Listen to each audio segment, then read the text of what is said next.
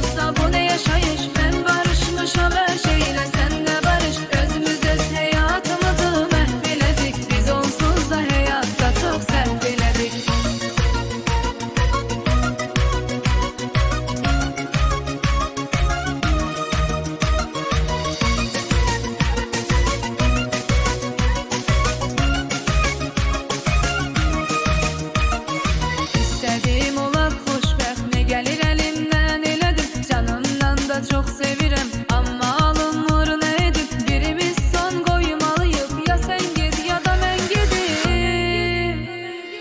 Ayrılık döyür kapını, vakti çatıp yubanmasın, öyle uzaklaşak ki canım eşidenler inanmasın. Ne kadar tezdir ayrılak, hiç kimin canı yanmasın.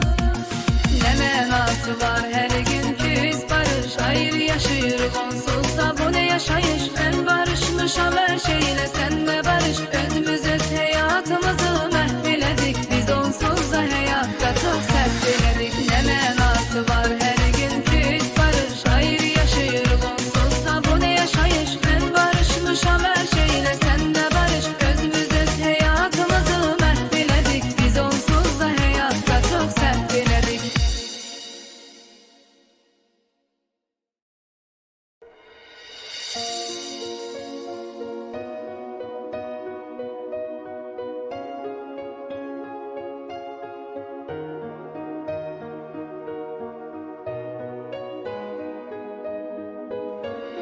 Ne menası var her gün küs barış, ayrı yaşıyor onsuz da bu ne yaşayış. Ben barışmış ol her şeyle, sen de barış. Özümüz öz hayatımızı mahveledik, biz onsuz da hayatta çok